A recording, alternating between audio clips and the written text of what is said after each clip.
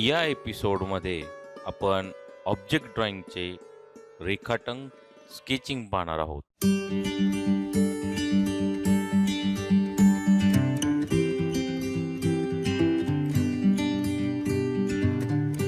विद्यार्थी मित्रांनो, elementary drawing grade परीक्षेतील पहिला पेपर ऑब्जेक्ट ड्रॉइंग. समोर तुम्हाला काही वस्तूंची रचना दिसत आहे.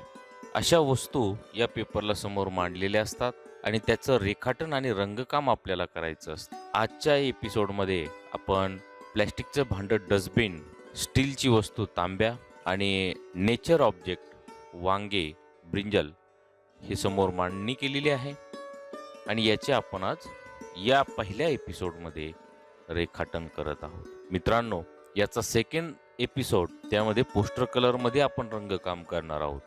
तो देखील आपण पाहावा. विद्यार्थी मित्रांनो, आपण जर नव्यानंच हा व्हिडिओ पाहत असाल तर यूट्यूबवरील आर्ट मास्टर गोरे हे चॅनल सबस्क्राईब करा. शेजारील बेल आयकॉनवर क्लिक करा, म्हणजे नवीन अपलोड होणारे व्हिडिओ त्याच्या नोटिफिकेशन्स तात्काळ आपल्याला उपलब्ध होतील व नवनवीन व्हिडिओचा आनंद घेता येईल. विद्यार्थी मित्रांनो, या व्हिडिओचं वैशिष्ट्य असं आहे की आपण नवीन आणि वेगळ्या वस्तू येथे मांडलेल्या आहेत. या वस्तूंचं रेखाटन मूळ बेसिक आकारांचा उपयोग करून कसं करायचं हे मी आज यामध्ये शिकवणार आहे. त्यासाठी स्किप न करता हा व्हिडिओ आपण स्टार्ट टू एंड पाहावा. चला साहित्य पाहूया. ड्रॉइंगसाठी नार्वे पेपर मी घेतलेला आहे, HB पेन्सिल आहे आणि खोड रबर आहे. या प्रकारचं साहित्य रेखाटनासाठी लागणार आहे. चला रेखाटन सुरू करूया. रेखाटन करत असताना समोर मांडलेली जी रचना आहे ती पेपरमध्ये रेखाटत असताना पेपर आपल्याला उभा धरायचा आहे की आडवा पकडायचा आहे हे आपण ठरवायचं आहे. समोर मांडणी केलेल्या वस्तूंमध्ये संपूर्ण मांडणीची जी रचना आहे ती उभी आहे, म्हणजे त्याला उंची जास्त असल्या कारणानं आपण पेपर उभा पकडलेला आहे आणि त्या ज्या वस्तू आहेत ज्या बेसिक फॉर्ममध्ये बसत आहेत ते फॉर्म आपण पुसटसे फिकटसे असे रेखाटत आहोत. म्हणजेच ते जे डस्टबिन आहे ते उभ्या आयतामध्ये बसते, त्यानंतर तो जो तांब्या आहे तो चौरसामध्ये बसतो आणि वांगे जे आहे ते लंबगोलामध्ये बसत आहे. त्यामुळे ते बेसिक्स आकार त्याची मांडणी आपण सुरुवातीला करून घेतलेली आहे. विद्यार्थी मित्रांनो, यामध्ये सर्वात मोठी वस्तू कोणती, त्यानंतरची छोटी वस्तू कोणती आणि एकदम छोटी वस्तू कोणती, त्या प्रमाणात मी काय केलेलं आहे ते बेसिक फॉर्म घेतलेले आहेत. म्हणजे तुमचं निरीक्षण असं असलं पाहिजे आणि त्या चित्रामधून तुम्ही ते नोंदवलं पाहिजे. मोठी वस्तू, छोटी वस्तू, त्यानंतर पुढे मांडलेली वस्तू, मागे मांडलेली वस्तू, त्यातला पर्स्पेक्टिव्ह यथार्थ दर्शन आपल्याला रेखाटनातून दाखवायचं आहे. पहा विद्यार्थी मित्रांनो, जो मोठा उभा आयत मी घेतलेला आहे त्यामध्ये डस्टबिन या सर्वात मोठी असलेली वस्तू तिचं मी रेखाटन करत आहे आणि त्या आयताचा उपयोग कसा करतोय ते लक्षात घ्या. रेखाटनासाठी HB पेन्सिल वापरलेली आहेत. बरेचसे विद्यार्थी मला कमेंट बॉक्सच्या माध्यमातून विचारतात पेन्सिल कोणती वापरली पाहिजे.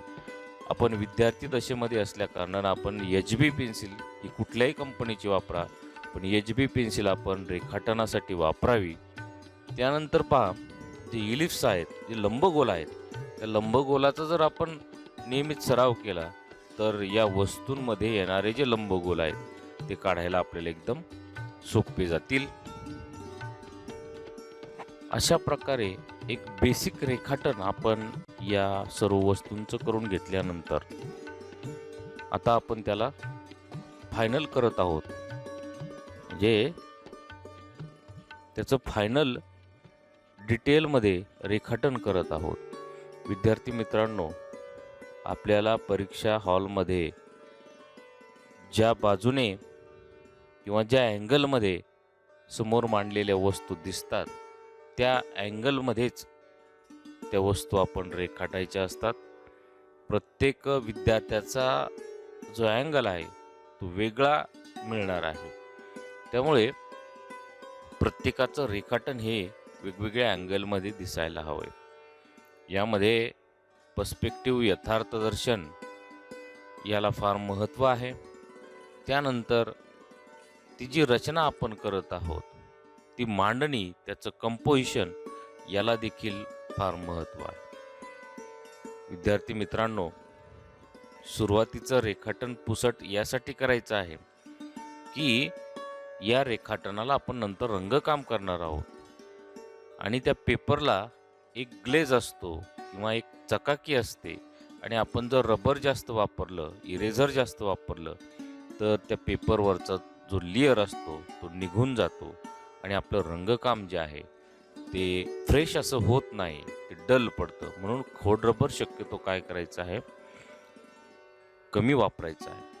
विद्यार्थी मित्रांनो, आपल्याला जर या विषयासंबंधित अनेक व्हिडिओ जर पाहायचे असतील तर आपण वर दिलेल्या आय बटनावर क्लिक करा. तुम्हाला व्हिडिओ दरम्यान या संबंधित 5 व्हिडिओ या प्रकारचे पाहायला मिळतील.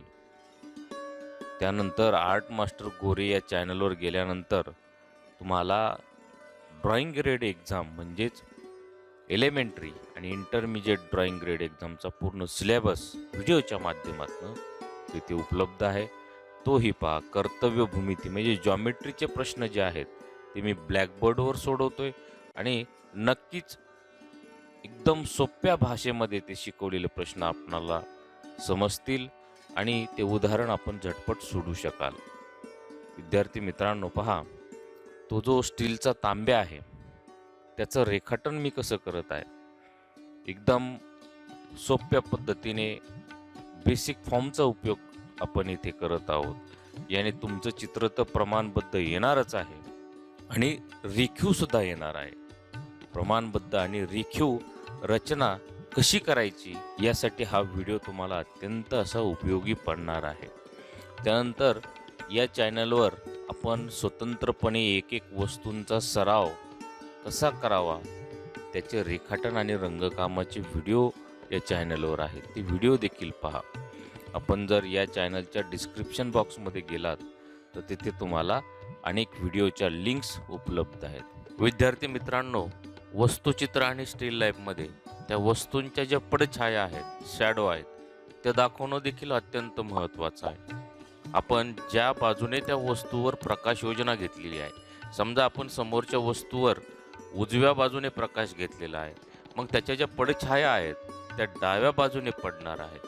ही एक बाब आपण लक्षात घ्यायची आहे आणि त्याप्रमाणे सावल्या दाखवायच्या आहेत. विद्यार्थी मित्रांनो, अशा प्रकारे आपण हे रेखाटन पूर्ण केलेलं आहे.